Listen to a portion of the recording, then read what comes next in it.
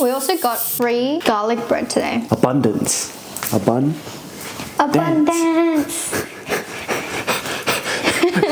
I want that on a flippin' t-shirt. Abundance. It's just a t-shirt and it's a bun dancing, and like it kind of rotates around so that it's like you get different, like the bun in different dance positions. You've got cheese on your chin. Welcome to the Money Mukbang. Yes, ma'am. What are some of these ideas that we were talking about? The idea behind this thing is we like eating. Yeah. And we like talking about cool money ideas. Yeah, we like eating a lot. Yeah. I wonder how good these are for mukbangs. What? If you get the like whole... Maybe. So what idea were you just talking about? Oh, when you're selling or pitching an idea, you gotta speak that person's language. Like, understand.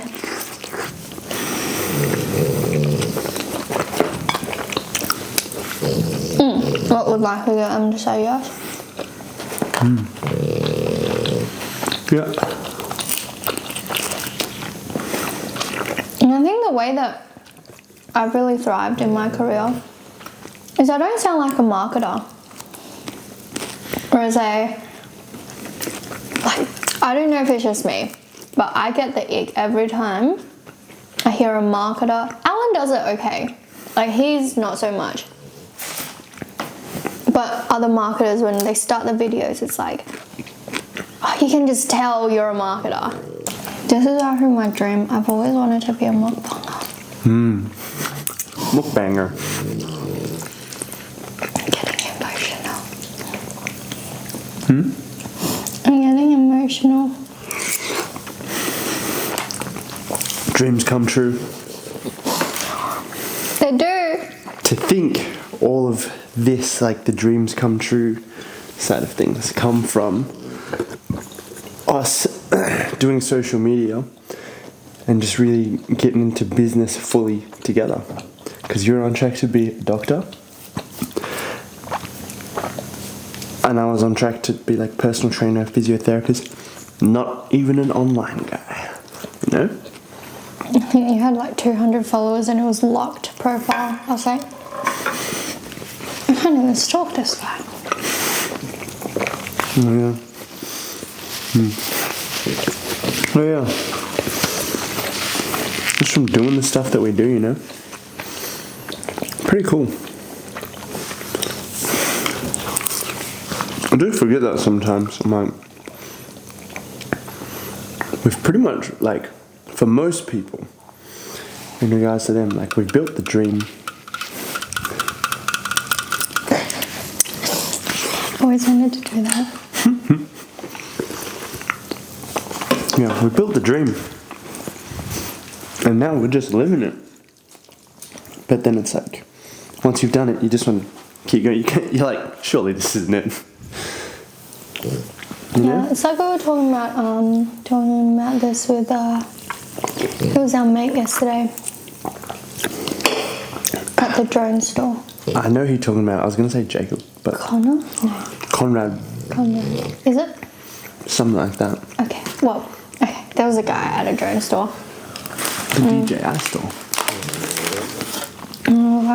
A lot of people think they want to retire, but if you actually think about it, not a lot of people want to not have anything to do.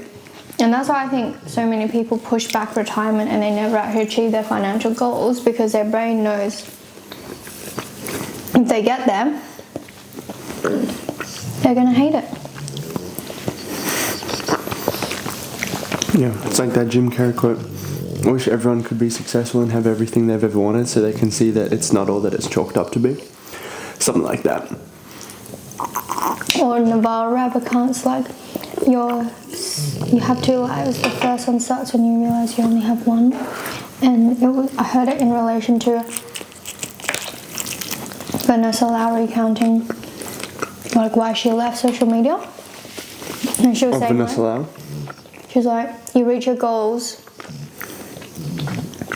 and then you realize they were never your goals.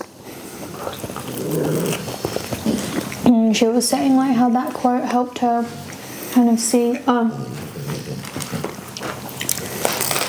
I've been living, like I've been telling myself, all these things can wait until I get to a certain point or success, and she got there and she just never did the things that she originally said she would do.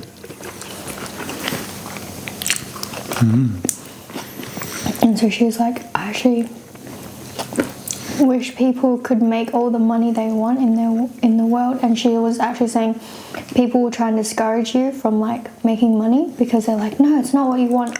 But I think for most people, like that's advice from people who've made it to the other side, quote unquote, who've made the money and have realized, oh, this isn't all I wanted.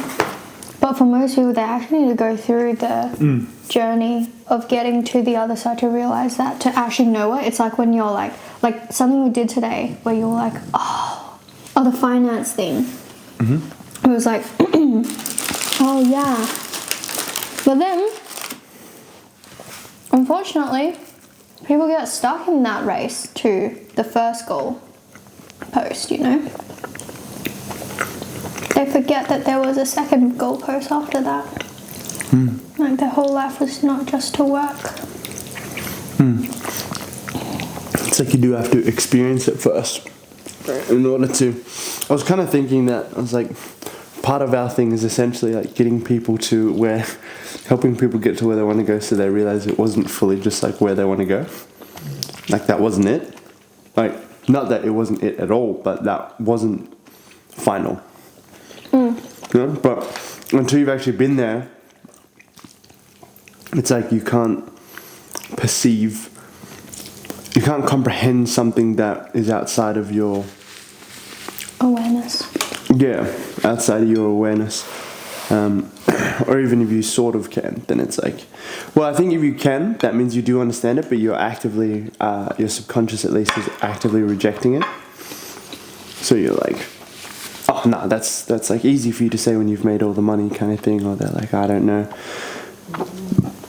But yeah, when you actually get that money, it becomes done.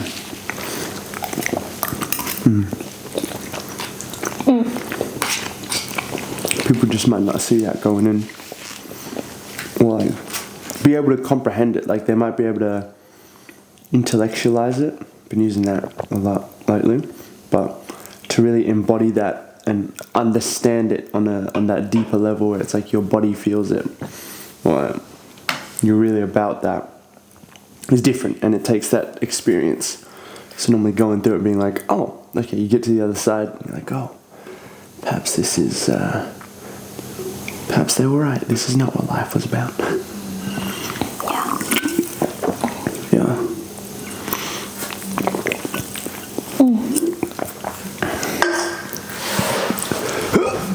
It's like what Alan was saying, was like, his quote in his bio is, take your pleasures seriously. And I really resonate with that.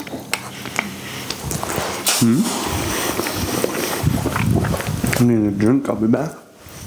Yeah. Yeah? Why do you resonate with that? Because I feel like that's what we've done. Like once you kind of reach that level where you don't have to work, it's about like, well, how can you take your pleasures seriously, you know?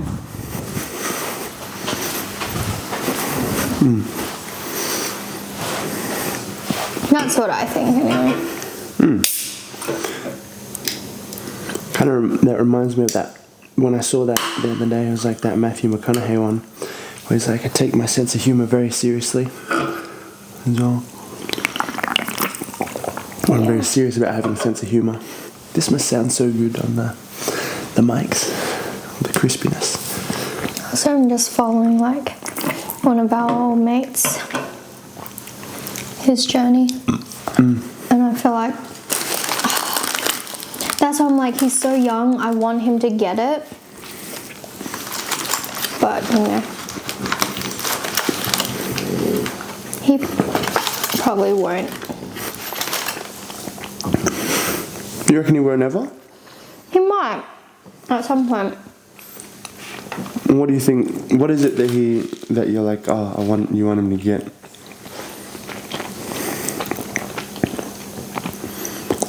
Like what he's chasing, he won't get from the business success or the money or becoming a millionaire.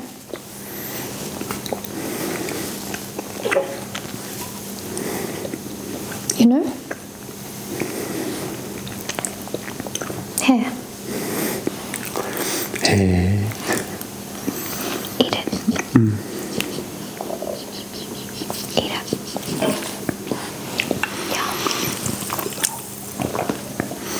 I heard a thing today. It was like and I agree with this. This is why I've never really liked it. But I know he uses the phrase as well. It's like, I've just got to lock in. I told you that. Yeah. What? Lock in. Yeah, but it's like the way that they say it, it's like that very like, I'm an alpha. I'm like, I disappear for 6 months. Just lock in, bro. Which I think for most people, I heard it Sam still like talking about, it's like you're kind of just wasting time, because like how many guys have you heard say that and then they just like don't do it the next day, and then they just like it's like a little pat on the back. But he was like, it's like if you dropped a carton of milk and you got 2 options. You could just be like, oh, better pick that up and like pick it up, or dropping it and like picking it up as soon as possible in that first one, and dropping it and being like, I better pick that up. And the second one, better lock in and pick that up instead of just picking it up, you know?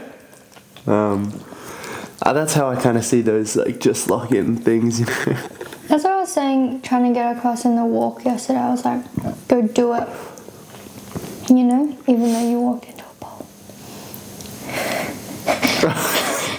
She was like, so I never normally use my phone. No, okay, I never said I won't walk you into anything. I was like, you do have me. You said your periphery will show you everything.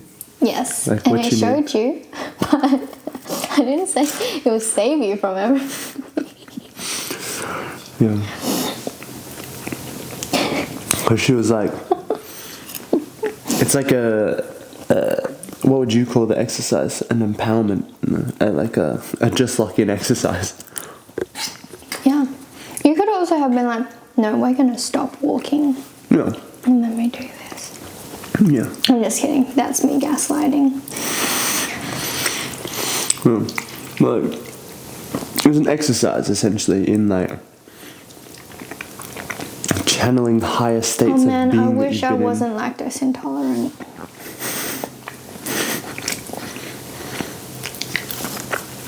That's so good. I don't know. We can save it. I think we can make a version of that on date night, but with lactose-free cream. Oh yeah, don't. I wrapped it around strategically. So essentially the exercise was find bits of content from when you were like crushing it as well, and you were that guy, you know, in the zone doing things. Hey, you're giving away my best secret. I'm just...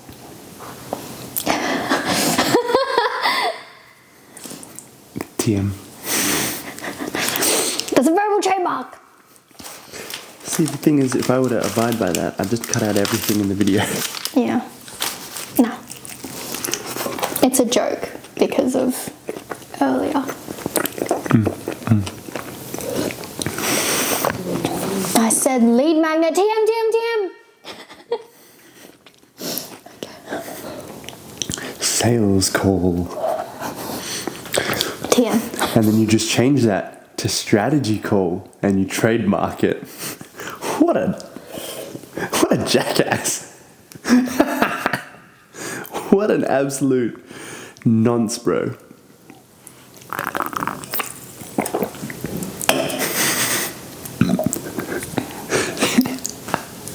My intellectual property. Didn't even use it myself.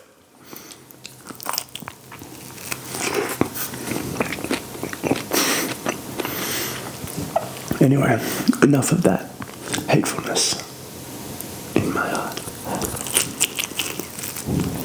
We love you.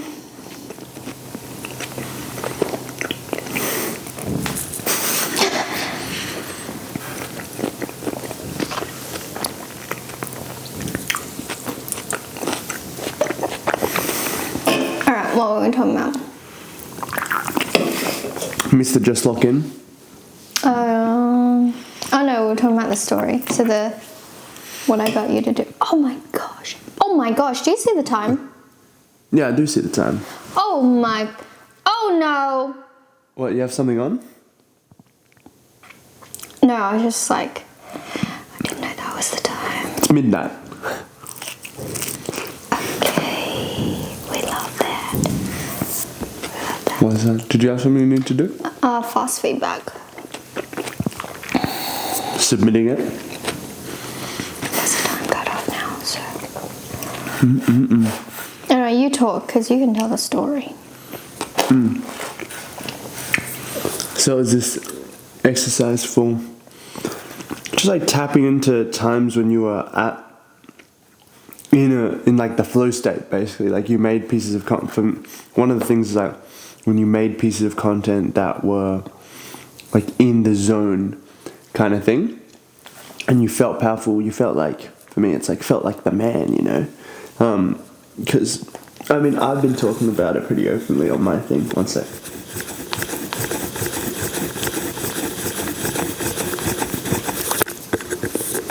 And this is an interesting topic to talk about anyway. But business-wise, I've been in a funny rut with just my own personal business where it's like I've done big stuff and we've done big stuff together and grown it to a certain point. But now, essentially, it was like, well, initially I was cruising along because of how well we're doing, and then it's like unpleasant because that stagnation is like dying. And then I kicked things into fully like taking over the finances for us, like even like managing that stuff, looking at it, paying bills directly, and that before I'd been doing that indirectly. Like it had been Yana handling that stuff, so I did that, and then it felt like I was drowning for a while. And then I started just like, it really brought to surface a lot of stuff where essentially I was like, I feel like a broke dude in a rich dude's body, or like in a rich dude's life and circumstance. And so it was like any wealth that was coming in, I was like, no, I don't want it. So there was that kind of period of time in business and some other stuff going on, but it was good to be able to tap back into periods of time when I had been like, this is like in the zone, where you're rich, you know. Doesn't, like, wealth is separate to that, but essentially times when you're rich and you felt your most powerful, and being like, okay, I can remember what that was like, and you can take that and build upon it when you can channel that intentionally. So we're doing that exercise. Yana was like, find the content that you had that did that, and she was like, you should do it now. And I was like, oh, we're walking, you can do it when we stop walking. And then she was like, nah, just whip your phone out and you can do it. And then she was like, see, if I walk this way, you'll naturally follow me. She's like, your peripheral will show you everything. And she's like, and you got me. And then she walked me into a freaking pole at the end of the walk. I walked me into the pole. But I was like, alright, I'm gonna grab my laptop. I'll be right back. Alright. Oh, it's right here. Oh no. I like that this was her mukbang thing, and now it's just me chatting. It was fun. It was great one yapper. Oh shoot! Alright? Yeah, totally didn't knock over the bin. Alright, that's alright. I'll clean it up. Oh, we're fine.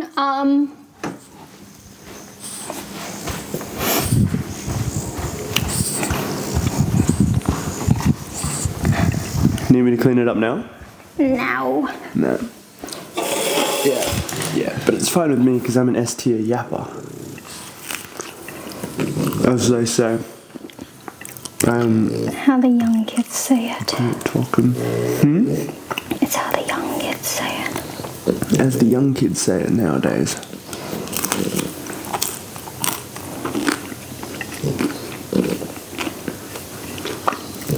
This carbo loading got me sleepy.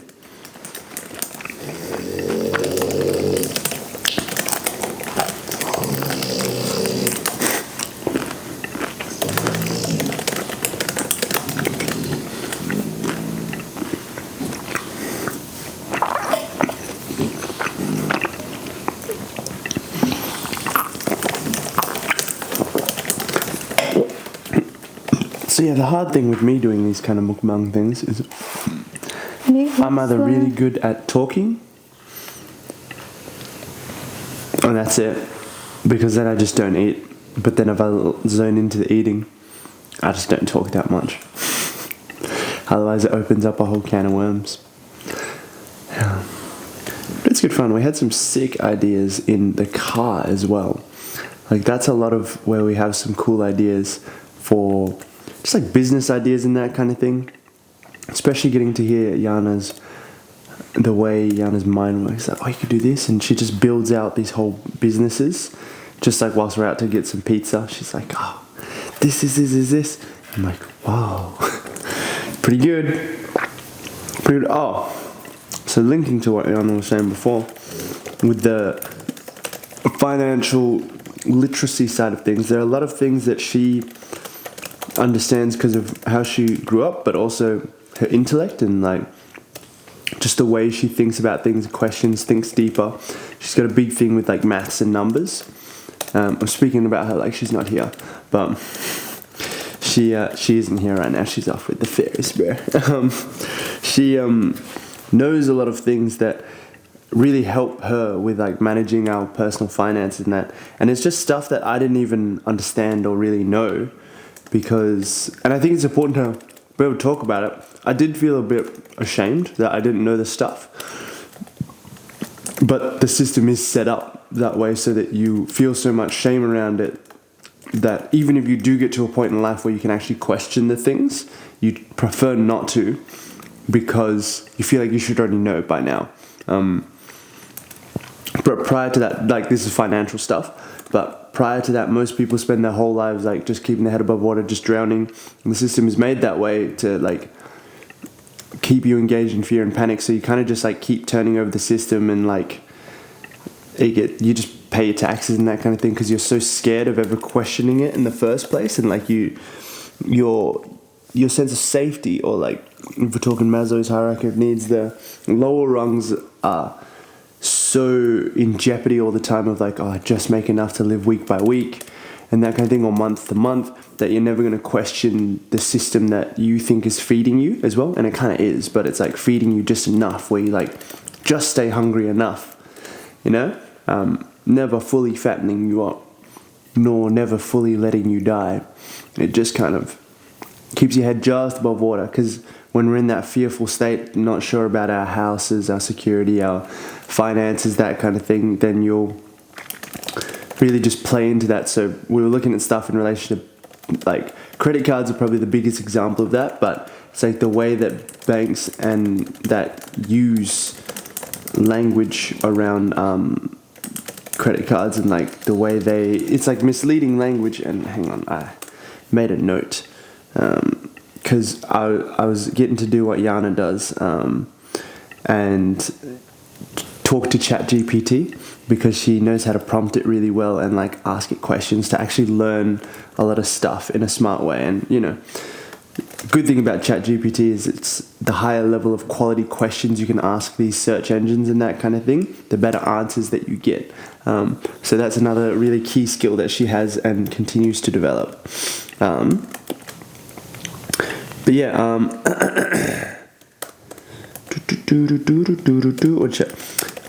ChatGPT, one of the last things that I noted here was, honestly, you've just uncovered one of the biggest ways banks make money off credit cards, through psychology and misleading language. Yeah. And the last bit is like, you're thinking critically, and that puts you way ahead of most people. And that is true. Like there is a lot of, prior to me today, just a lot of fear. Like I got a card, and then when the stuff was coming up around it, I was just freaking out and panicking, and I was like, oh, I knew this going in. And it's like intellectually you can know it, but then embodying it being that is very different, because you could know that, oh, you're gonna freak out when you do this, but when you actually experience it, then you're like, whoa, okay, this is different to the instruction manuals, you know. This wasn't in the textbooks. But yeah, it's pretty much like you're so worried about that. You don't have initially you're like, I don't have the time or energy to ever think about this. I got a mortgage to pay, this, that, the other. I got to pay off my credit cards and that kind of thing. That by the time that you do start to question this stuff, a lot of the time it's like there's so much that you don't know where to start. And there also tends to be a mountain of shame around it where you're like, wow, I should really know more about this. So it's easier just to ignore that and just like stay within the system. It's not your fault. That's what I wrote here. But for example, with the cards, we were looking at it and it was like they encourage you. They'd be like, here are the options, and it's like, here are things by like the minimum repayment amount. For example, with a lot of cards, like 3%. For example, 3% per month.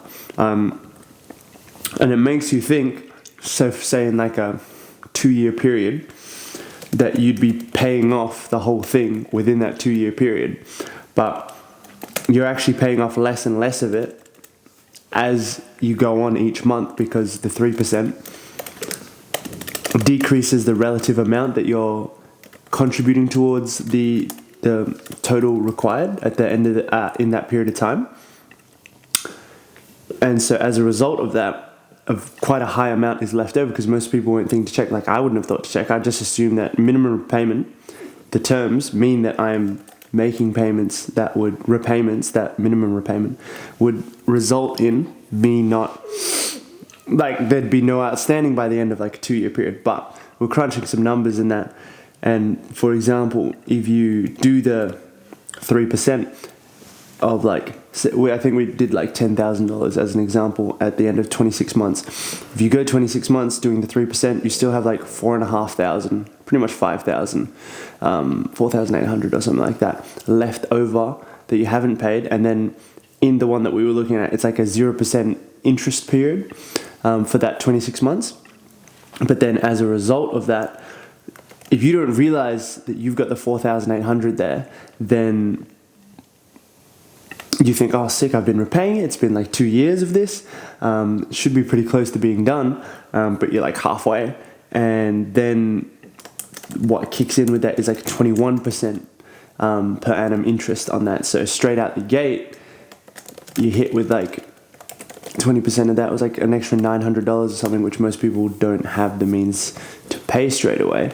And then you're just basically paying that, and then interest on that as well, and it accrues and like builds up very quickly, because it's daily compounding interest per annum is calculated daily and then compounded that way. So it's like, which basically just means it keeps growing, and it seems insurmountable, and that's the way that banks make most of their money. It's like lull you into a sense of complacency, like, oh, okay, I've got this, and then bam, the stuff hits you when you're like, oh, where'd this even come from? But then by then it's too late. You got to just keep paying, or you get another credit card to pay that off, and you get into more stuff with that. But yeah, there can be a lot of stuff around that when you don't know that stuff, and so you just get to find that out there.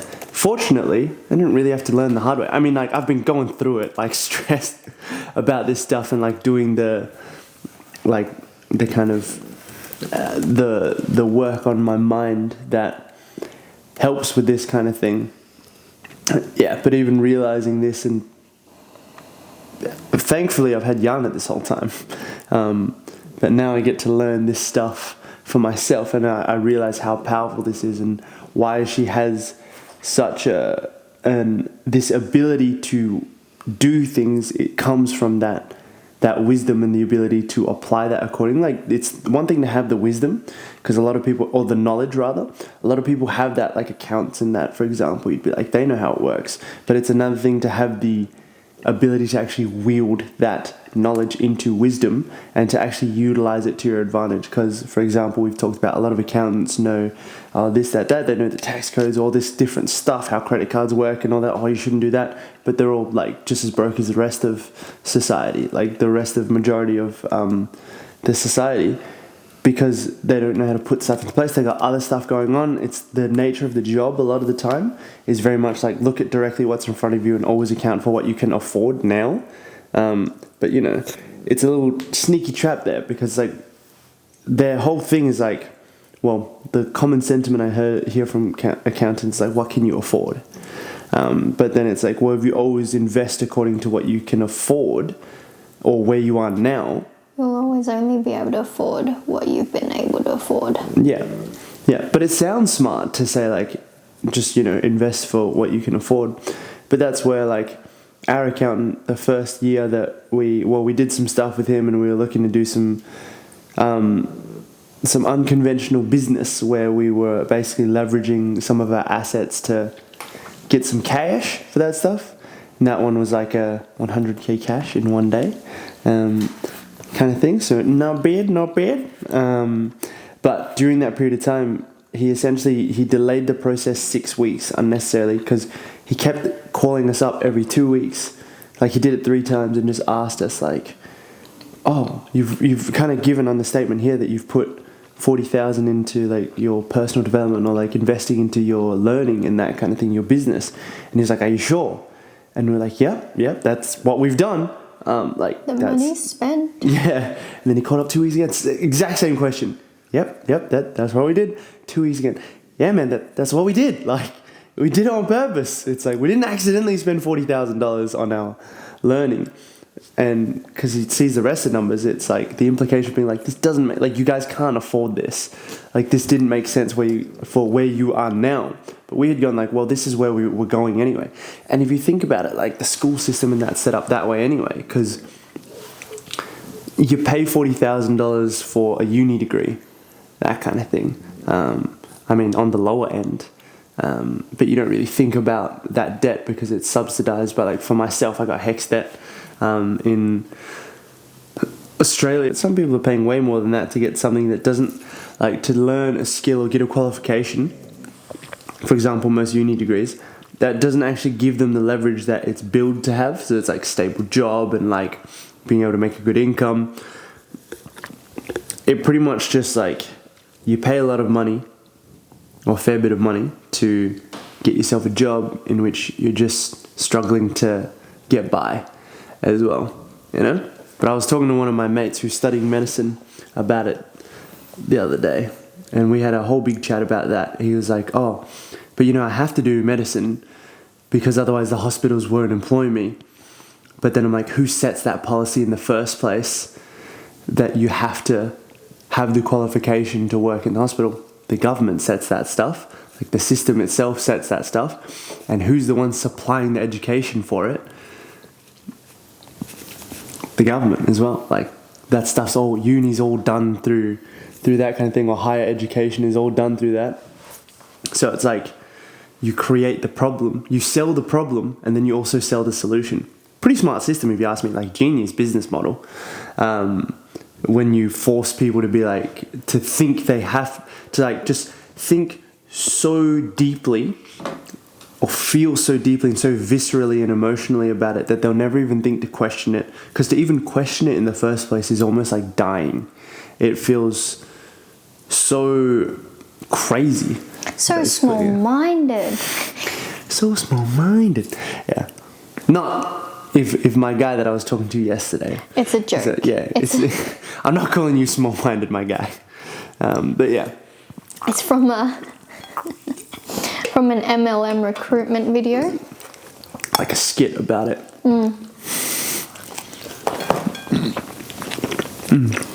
I always like to joke about that because we're secretly, and I'm just...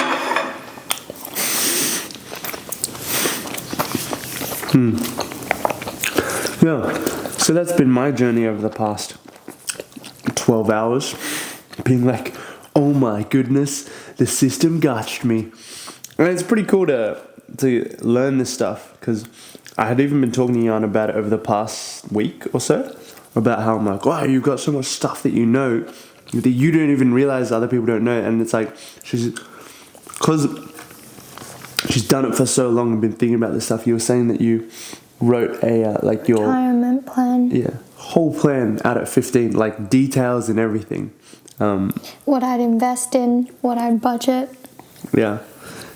Calculate my rental income before I even could get a loan. Yeah. So, yeah, there's so much stuff that like most people just don't know. But she's grown up with essentially and taught herself this stuff. And so I was like, man, we gotta, we can really help people with this stuff. If we can actually put something together and get it out there to people. And the onus is kind of on us in a way, because yes, this information is out there and there are people trying to convey this information, but I think they lack the fundamental skill of being able to market something in an interesting way.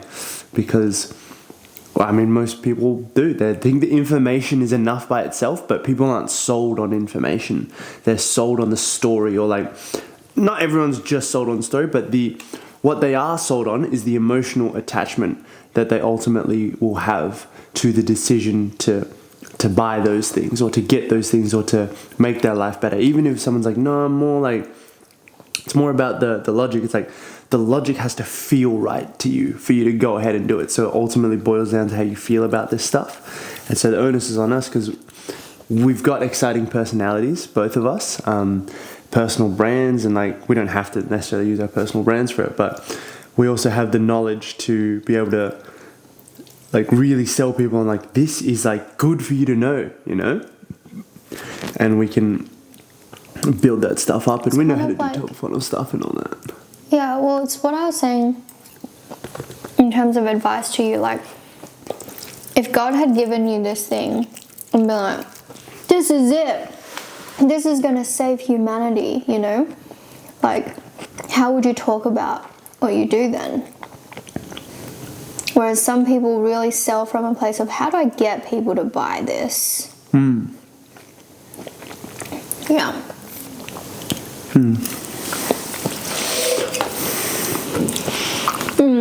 But I did. My parents always tell this story, how I came out of the womb and I was basically like, my fingers would do this on like my mum's back or my dad's back. And they used to go, oh, this is why you're such a good pianist. But maybe I was like actually just like typing away on the calculator, like calculating my my taxes. Just crunching some numbers. Yeah. I just realised I might have to edit your feet out of the things when you walked out of the room. But you can just zoom in on you. Oh. Yeah. So, how was the fast feedback stuff, Kim? Oh yeah, it's done. Yeah, I mean, how was it? Any thoughts on it? I'm just waiting for the feedback now. Cool. So what are your thoughts? They've been listening to me yap for like half an hour at least. What are my thoughts on it all? Anything, everything, what I was just speaking about. We're doing the Money Mukbang, remember? It's not the Kaey-Lib chats about how much of a numpty he is sometimes. But it's not a numpty. No. It's like people, like, why aren't this? Clearly Why you aren't can see what my least favorite subject. It's really funny because that was my least favorite subject, the one I care the least about, but I got the highest score by like not trying and only just writing the same as. Oh my gosh. English. Oh my gosh. This got me the most. Oh my gosh. I'm so mad. Because I'm like, how did I end up writing the same essay for every single assignment? No joke. Like, same essay. I just memorized one essay, wrote that out for the entire. Because I was like, okay, I don't got time to study for English. I just need to pass because I've got my 4 other subjects that I'm gonna like really study hard for and really care about. So I memorized an essay because the first assignment, it got over 50%. So I was like, all right, that's the one. Memorizing that one. Oh my gosh. I wrote the same thing. And every time the score would go up and the teacher would be like, oh my gosh, this is so good. This is so much better. Oh my gosh, I really like the way that... And I was like, I wrote the exact same thing. But maybe you were actually, without realizing, writing it better. Like there were little refinements each time. Maybe, but how does little like? I think I got like an 80-something%, like the final time it got graded. And the funny thing is, it almost ended up being in my top 4 because music, oh my gosh. Okay, so music was one I really cared about. The practical side, I was like, I have no problems with that, but it was the theory side. And I remember being like, okay, theory, I generally also don't have problems with, like it's quite easy. But there was one competitor, one person who, like, his name was Andre, is Andre, he's not dead. That's how I got top now. But he like, so he is born with perfect pitch, and basically you can play anything, and like there's a part in music where you just have to write based off of what you hear. And that I remember caring so much about that. That was the one thing like that I really studied hard for, like, and like worked to improve. Anyway, my first oral test, I was like, I looked at the time and it was like 12:30. So I was like, okay, cool. Like I got plenty of time, or like 12:20 or something. I was like, oh, I got 40 minutes until end of class.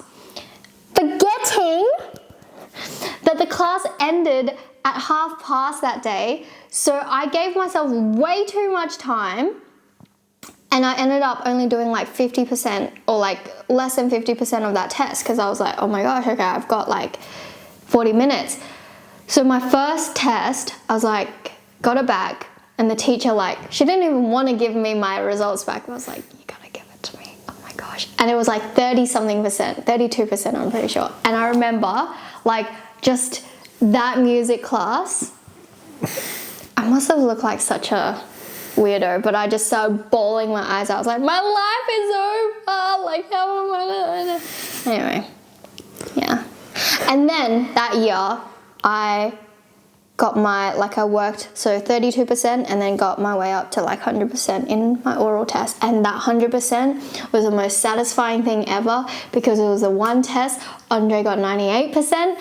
And I remember my teacher giving me the like test at the end, because I was like, Andre, one day I'm gonna get higher than you in the oral test. And he normally gets 100%. So I was like, I don't know, like, when, you know, how am I gonna get above him? But I remember the teacher giving it to me, and she's like, Yana.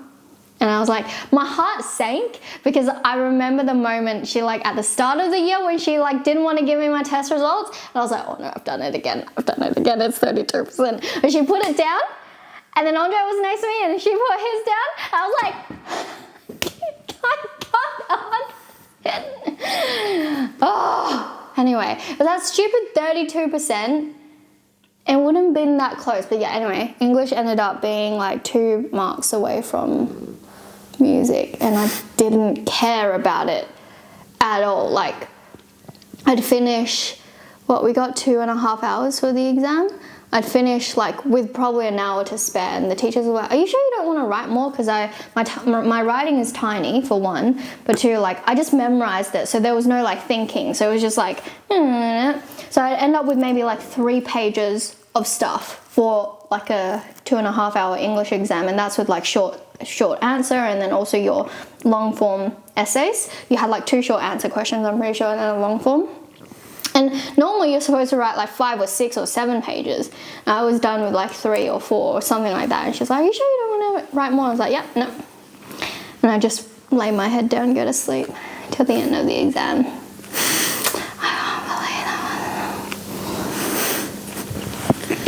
one. Yeah, but the first exam was kind of brutal. The first test was brutal because only 2 people in the entire cohort got over 50% passed. So everyone was like, we're stuffed.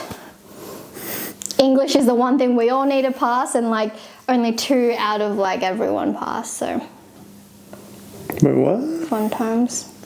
Like in the first assessment. Oh yeah, I was like, but surely they'd have to weight it. No, they made us retake it. So I wrote the same essay and got 65% instead of my 55. I was like, I'll take that. But also, I don't think they were allowed to do that. But they were like, we're just gonna pretend this first test never happened, because everyone failed.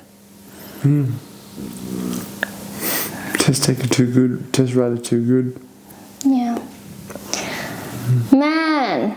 Anyway, I just really love money stuff as well. Like money magic. There's so much you can do with money, you know? Money. Like in the same breath that money isn't everything, it's pretty hard to have everything when you don't have money. Wait.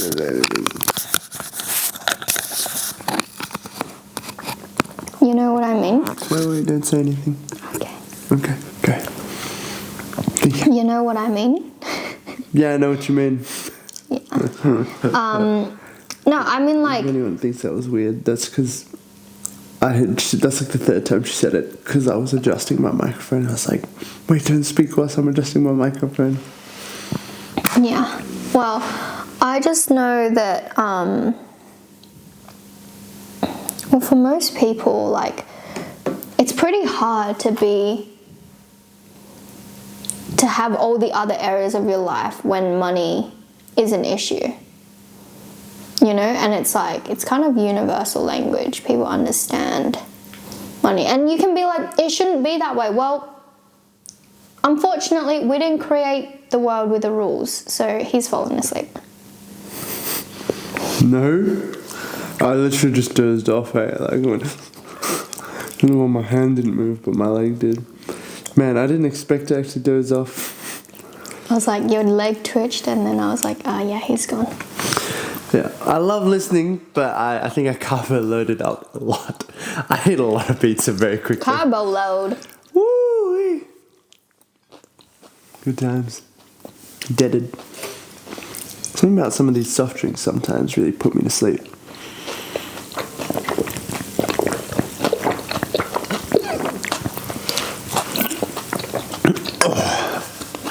So good though. Big fan. Huge fan. I don't even know the guy. It's good. You gonna have any more garlic bread? Never heard of him. Never planned to have heard of him.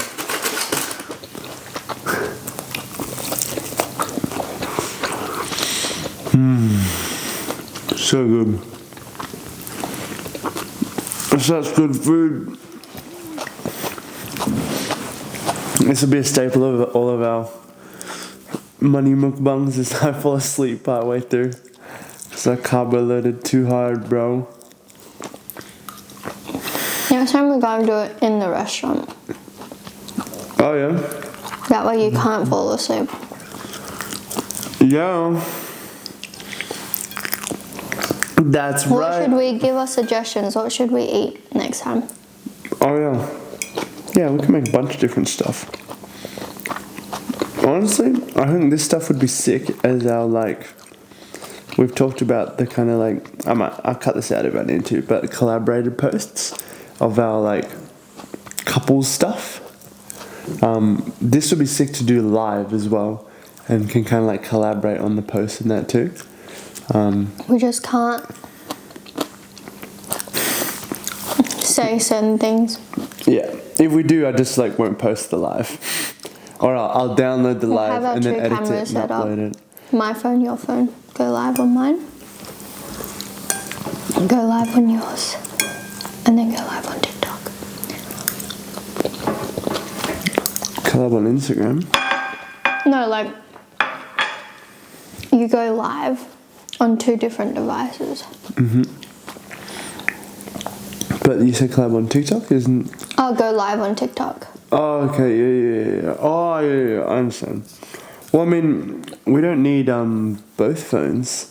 We don't need both yours and my phone for that, actually, because I already use 2 phones to do that stuff. I go live on Instagram and TikTok at the same time. But are you live on both Instagrams? No. Didn't think so.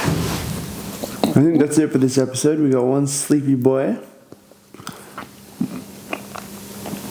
And that's it, really. We just got one sleepy boy. And Yubna's always good to go. Always on fire. Thanks for watching, guys. Bye. And remember, say the motto, Yana. Don't get her toes in it. Oh, Oh, what is it? I don't know. Abundance. Abundance. Or is it keep it all gravy, baby? Which one is it? Any of them. I was like, I thought you'd make one up. I like the abundance one. And remember, stay groovy, Susie.